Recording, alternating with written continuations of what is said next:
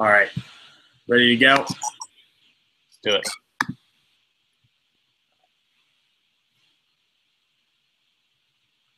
Welcome back to another edition of the Roll Tide Draft Blog. I'm Baker Lehman here with Herbie May, and we have been discussing our division winners for the NFL here right before the season starts in the NFL. But let's now talk about the wild cards, because this is always so wide open, Herbie, and rarely ever do we just see, we see the AFC North and sometimes the NFC East or the NFC South controlling those wild card spots, but almost all the time, every year, we see just different teams juggling for either that last wild card spot or the first one, two teams fighting out to see who they'll play in the playoffs. So let's really break into these wild cards and who you think will win the wild card spots in the AFC first. So let's start, like I said, there in the AFC. Who are your wild cards for the AFC? Jake, I'm going to go with the Buffalo Bills and the Pittsburgh Steelers. I think, like I said earlier, I like Tyrod Taylor as your starter. I like the opportunity they have with Sammy Watkins, and Robert Woods, and LaShawn McCoy up there now. I think that there's some good weapons up there.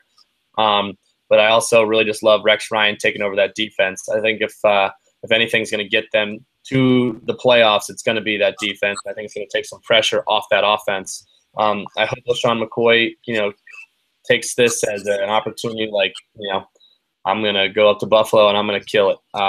So I really like the upside that Buffalo has. The Pittsburgh Steelers, I don't think anybody does it better in the league than Ben Roethlisberger.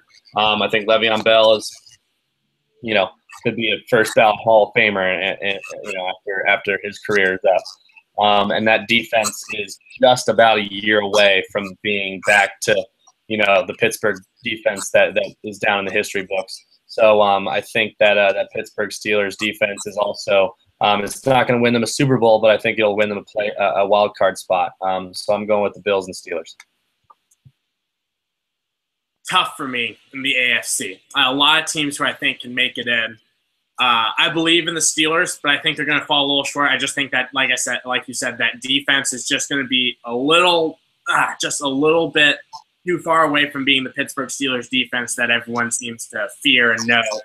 And I think that having losing Pouncey again for until at least week 9 is going to really hurt the offensive line. Not that the Steelers have needed a good line to win Super Bowls in the past. I just think the Steelers fall a little short this year.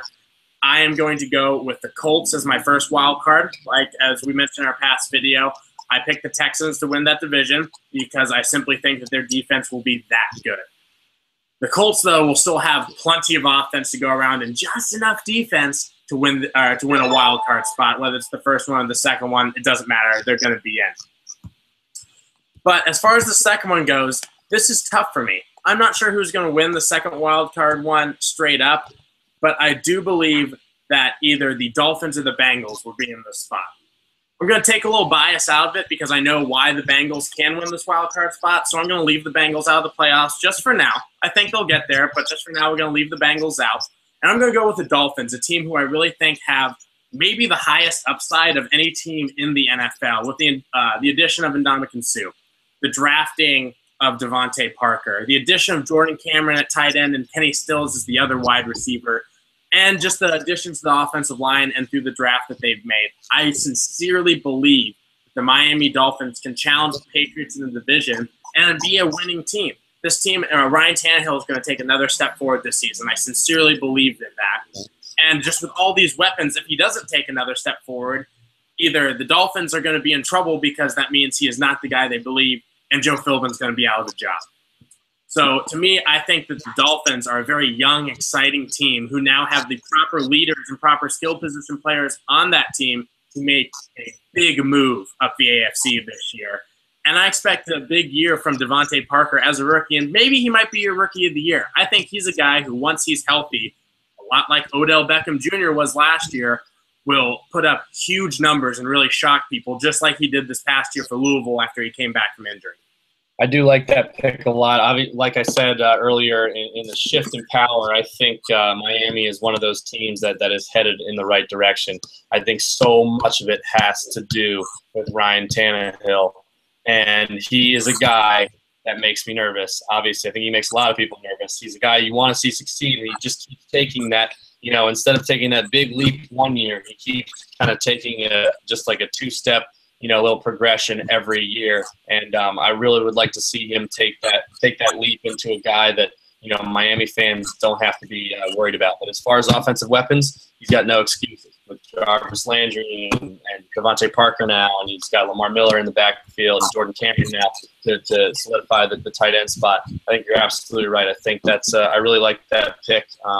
But some teams, there's a bit of a shift in power. The Patriots are, they've got eyes on them. There's some good teams in that division this year, and they're coming for the Pats. So good pick. I like that. Yeah, it's going to be tough. I mean, I think the AFC is wide open.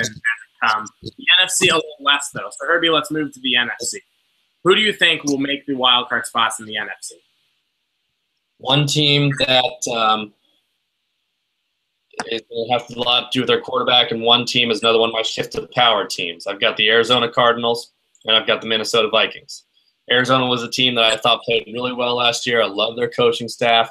Carson Palmer obviously went down, and he was the key to that team's success. That team was made in shades, and I think it's tough. It's tough to have to ride. He's getting old.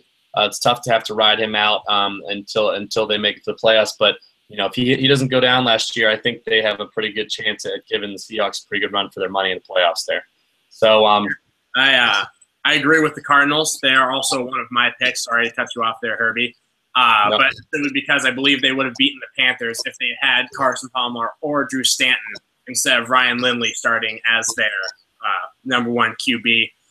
I think this team has enough pieces. I think we'll see kind of a renaissance year from Larry Fitzgerald. I think he'll kind of get back to the guy that we know and love as Larry, just taking the slant, breaking a tackle, or catching the slant, breaking a tackle, and taking it to the house kind of thing. Michael Floyd will also have a big year. They just seem set up and I think they'll have a better running game as well with some of the offensive line additions they've made.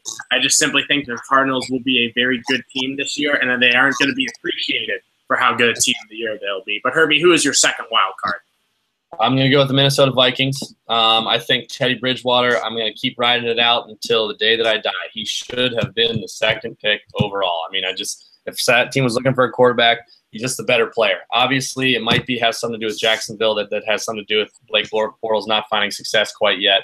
But I think Teddy Bridgewater is the man up in Minnesota. I think he's getting, and Adrian Peterson. You said this to me the other day, and I haven't forgotten it. This isn't an Adrian Peterson who's 26 years old coming off of a knee injury.